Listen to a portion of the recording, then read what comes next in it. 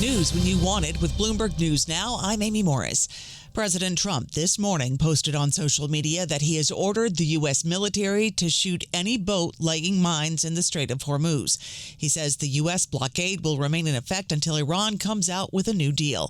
Bloomberg Economics defense lead Becca Wasser says for both sides, this is purgatory. There's no war, but there's no peace either. And what that just means is that tensions are quite high, and everyone is waiting on tenterhooks for what might happen next. And this is why I think we're in a new phase of this conflict that is centered on the Strait of Hormuz. Becca Wasser with Bloomberg Economics. That sent oil higher. WTI near $95 a barrel. Brent crude near $104 a barrel.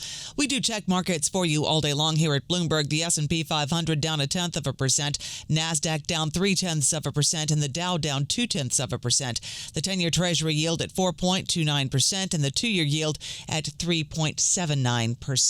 Pimco has lent more than $10 billion to state-backed and government borrowers in the Gulf since the war started in February. Sources tell Bloomberg that Pimco has been a significant buyer of privately placed bonds issued by the governments of Abu Dhabi, Qatar, and Kuwait, as well as by Qatar National Bank, and intends to hold those bonds over the long term.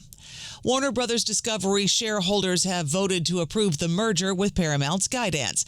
Bloomberg News senior editor and entertainment team leader Chris Palmieri says the merger is still facing antitrust review in several jurisdictions, and regulators could still block the deal. It's not a done deal overall. Certainly it is from the shareholder standpoint. It's a milestone in that regard, but there's still regulatory approvals that have to be done, and everyone's sort of anticipating lawsuits similar to what we've seen in Live Nation and other cases, sort of opposing this deal. Bloomberg's Chris Palmieri on Bloomberg Intelligence.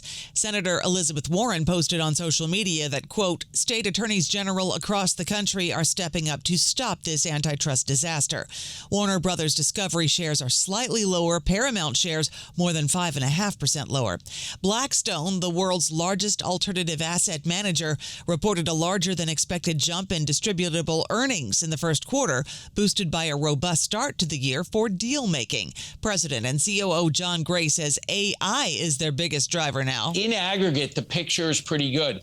And the big driver goes back to what we talked about at the beginning, this huge AI infrastructure boom. 5 companies spending $700 billion in capital. Even as we have a shock like we're seeing with the war, we can continue to power through. Our expectation is we'll see a pretty healthy economy despite these headwinds. You can hear more of our interview with Blackstone President and COO John Gray on the Bloomberg Talks podcast. Blackstone shares more than 5% lower. Avis Budget shares dropped today, triggering a volatility trading halt after a J.P. Morgan analyst cut his rating on the rental car company to underweight from neutral, saying it has an unsustainable valuation not supported by fundamentals. Avis shares now 52% lower. American Airlines lowered its full-year earnings target, saying it would end 2026 with a loss because of higher fuel costs. American Airlines reported an adjusted loss of 40 cents per share for the first 3 months through March, beating Wall Street's expectations, and its operating revenue rose 11%. American Airlines shares more than 4% higher. Tesla shares are more than 2% lower as investors are still digesting Elon Musk's big new forecast for capital spending this year, more than $25 billion to pay for AI and robotics. Bloomberg Tech host Ed Ludlow. This is a monster number by Tesla's historical standards. And it was so interesting because Elon Musk opened the call by framing it in kind of like, well, you're familiar with CapEx. Everyone's doing it, so we'll do it too. But I guess that the nervousness is that it's not just a commitment to $25 billion of CapEx. It's the admission that it will immediately put them into negative free cash flow for the rest of this year. Bloomberg's Ed Ludlow reports Tesla also announced it's investing $3 billion in an Intel factory in Texas. The chipmaker reports earnings after the closing bell. Right now, Intel shares more than 4% higher. Not much change in the latest round of weekly jobless claims. Bloomberg's Michael McKee with those numbers. We've got a slight rise in jobless claims, up to 214,000 from a revised 208,000. Not a big change, doesn't signal anything major happening in the economy. Bloomberg's Mike McKee key. The average long-term U.S. mortgage rate dropped for the third week in a row, easing borrowing costs for prospective homebuyers as the spring home buying season rolls on. The White House is set to announce a new drug pricing deal with Regeneron.